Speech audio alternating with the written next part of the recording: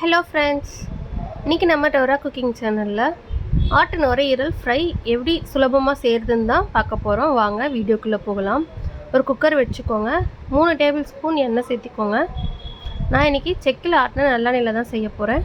எண்ணெய் சூடான உடனேயே கருவேப்பிலை, கொஞ்சமாக 3 வெங்காயம், பெரிய வெங்காயம் சேர்த்திக்க போகிறேன். அதை நல்லா வதக்கி விட்டுருங்க. மீடியம் சைஸ் பெரிய வெங்காயம் சேர்த்திருக்கேன். கூடவே 1/2 டீஸ்பூன் இஞ்சி பூண்டு விழுது சேர்த்திக்கலாம்.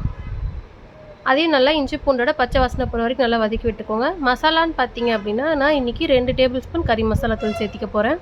அதையும் சேர்த்து வெங்காயத்தோடு நல்லா வதக்கி விட்டுருங்க. காரத்துக்கு தகுந்த மாதிரி நீங்கள் மசாலா சேர்த்திக்கோங்க. 1/2 டீஸ்பூன் மஞ்சத்தூள் சேர்த்திக்கலாம். நான் இன்றைக்கி நுரையீரலை நல்லா மஞ்சத்தூள் உப்பு போட்டு சுடுதண்ணியில் வாஷ் பண்ணி எடுத்து வச்சுருக்கேன். ஒரு 2 to 3 டைம்ஸ் வாஷ் பண்ணிவிட்டேன். வாஷ் பண்ணி எடுத்து இதோட சேர்த்திக்க போகிறேன். சேர்த்து அதையும் நல்லா கலந்து விட்டுருங்க.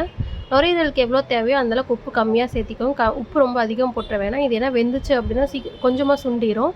அதனால் கொஞ்சம் உப்பு பார்த்தே சேர்த்திக்கோங்க. உப்பு காரெல்லாம் கரெக்டாக இருக்கான்னு பார்த்துட்டு விசில் விட்டுடலாம். 5 to 6 விசில் விட்டுக்கோங்க. 6 விசில் விட்டாச்சு. விட்டு விசிலும் அடங்கிருச்சு. ஓப்பன் பண்ணி பார்த்துடலாம். தண்ணி நம்ம ஊற்றிருக்கோம். அதுக்கு தண்ணி நல்லா சுண்டட்டும். வேக வைக்கிறதுக்கு ஒரு 1/2 கிளாஸ் தண்ணி மட்டும் நீங்கள் ஊற்றி வேக வச்சா போதும். ரொம்ப அதிகம் விசில் விடுறதுக்கு தண்ணி விட வேணாம். தண்ணி நல்லா ட்ரை ஆயிடுச்சு. மேலே கொத்தமல்லி தழை தூவி வேற ஒரு பிளேட்டுக்கு மாற்றிடலாம்.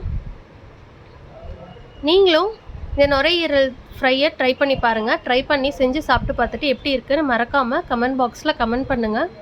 இந்த வீடியோ உங்களுக்கு பிடிச்சிருந்தது அப்படின்னா லைக் பண்ணுங்கள், ஷேர் பண்ணுங்கள். புதுசாக என்னோடய வீடியோ பார்க்குறவங்களா இருந்தால் ரெட் கலரில் இருக்க சப்ஸ்கிரைப் பட்டனும் பக்கத்தில் இருக்க பெல் ஐக்கானையும் மறக்காமல் கிளிக் பண்ணிக்கோங்க. அப்போ தான் நான் ரெகுலராக போடுற என்னோடய சமையல் வீடியோஸ் உங்களுக்கு உடனுக்குடன் நோட்டிஃபிகேஷனில் வரும்.